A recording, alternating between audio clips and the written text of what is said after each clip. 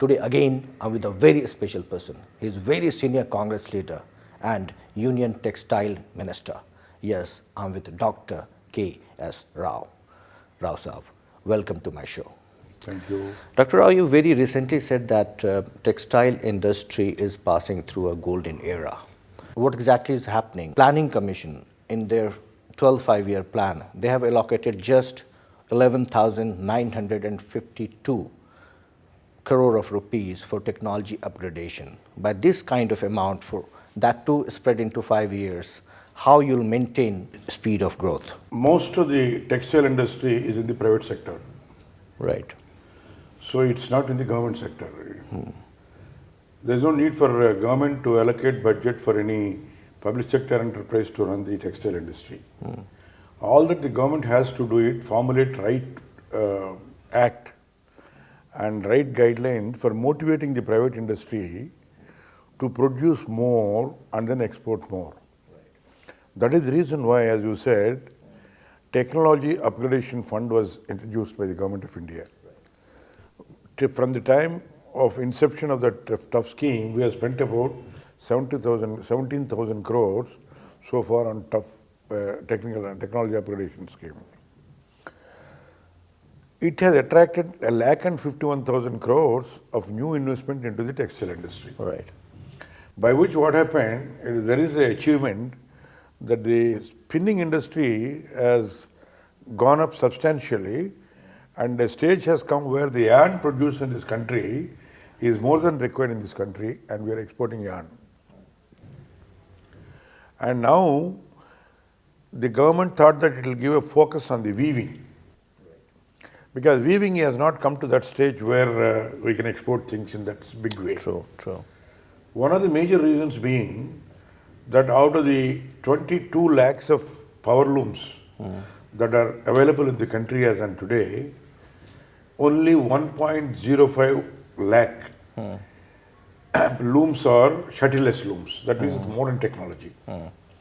And all the rest of 21 lakhs are with old technology and almost getting outdated.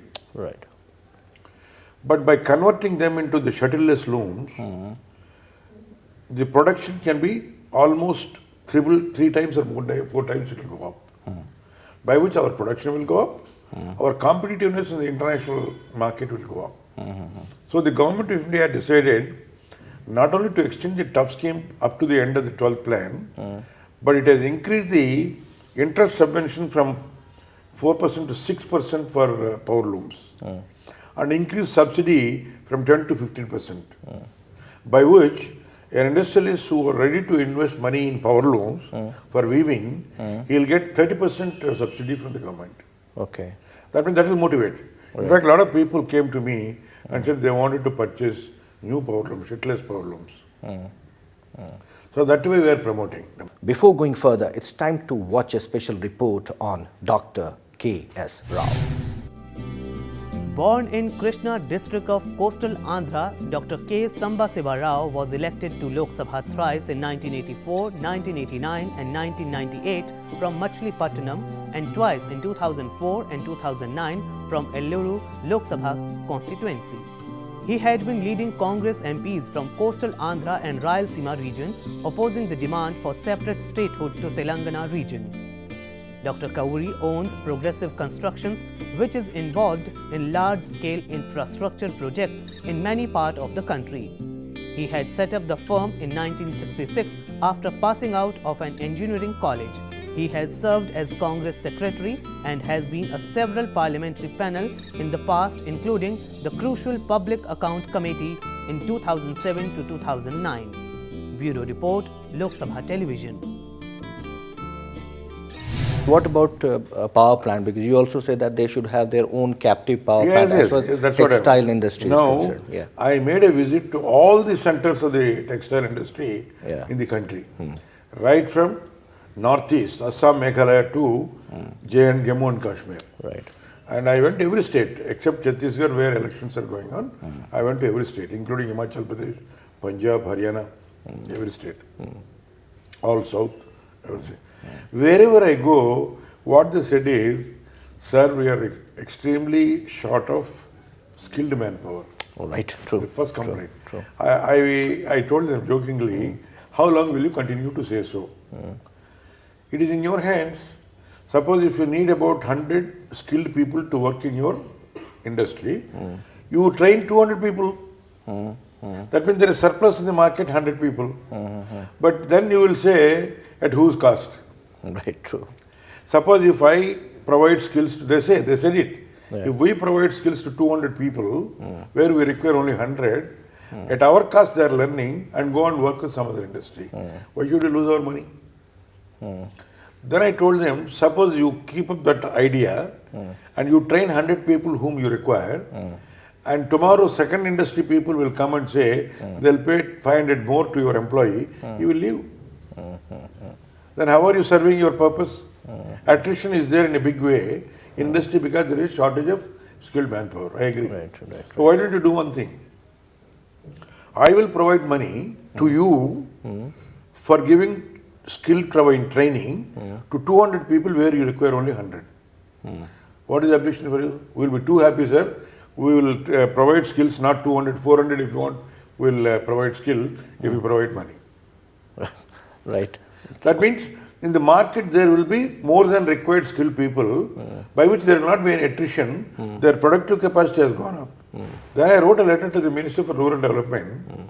The scheme of MNREGA is an excellent scheme with noble thought to provide work for unfortunate people who do not have work in the villages during the unseason. So that's why you promise to pay wages for 100 days for one member in each family. It is excellent.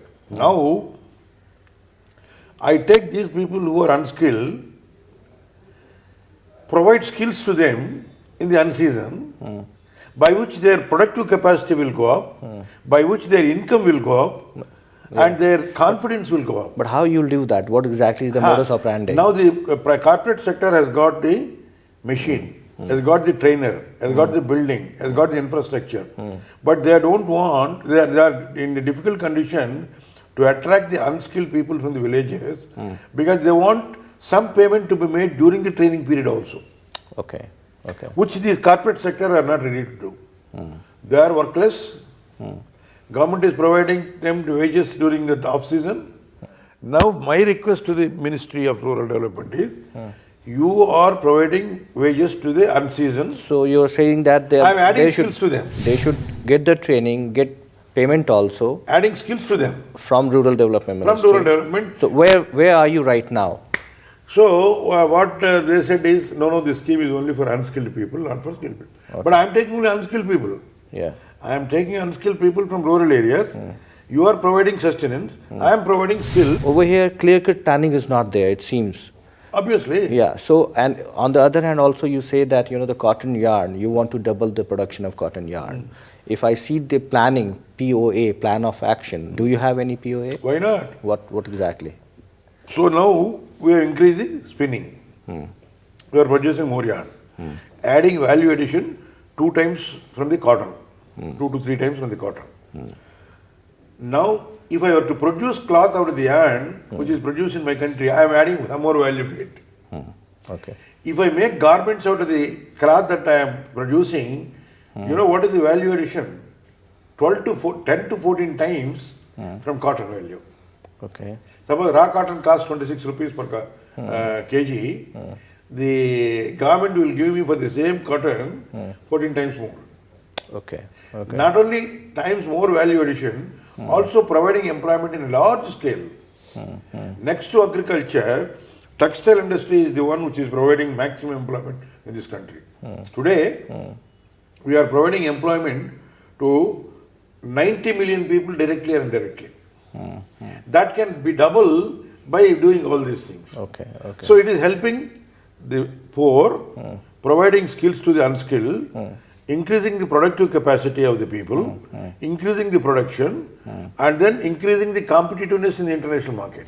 There is one problem, in production season, if I talk about the textile industry, to buy the cotton yarn, they need some fund, purchaser of cotton yarn from the farmer. And for that, they need some money, some fund.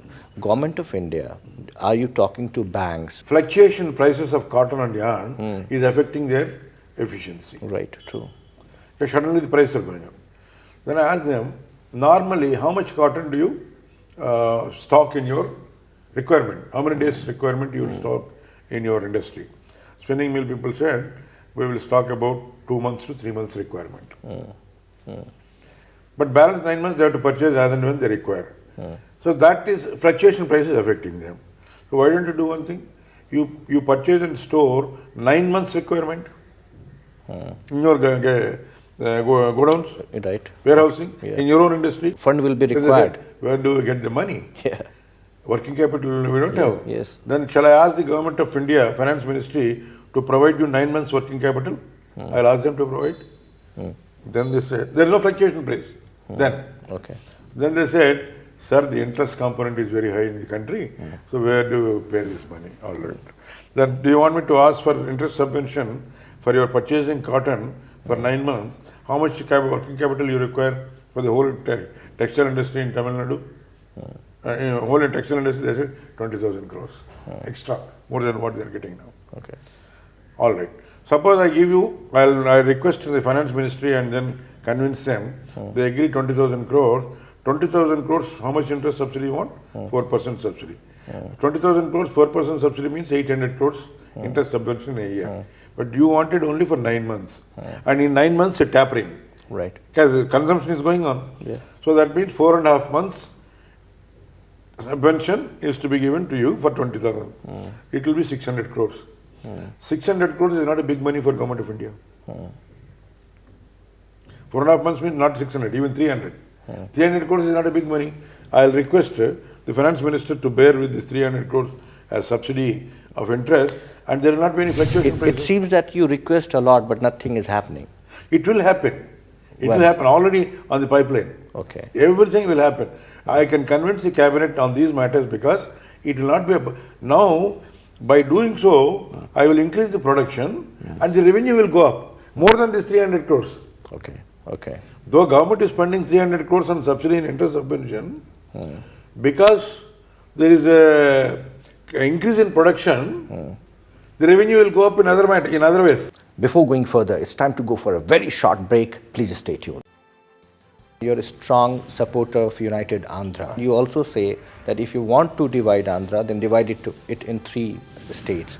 It is in the interest of the people of entire Andhra Pradesh, be it Telangana or Andhra region, to have United Andhra Pradesh. Telangana agitation is started by disgruntled politicians only. So you are saying that the political class, actually they are doing politics as far as Telangana and Simandra is concerned. Only. So, and there is no political class is not very honest on this issue. Absolutely. Then why Congress is doing this politics? Why Congress is saying that there should be division? All those leaders who demanded for separate Telangana on the basis of the lack of development in Telangana, after getting the statistics through Sri Krishna Commission, they changed their slogan, we want separate Telangana, not because of the lack of development, but because of self-rule.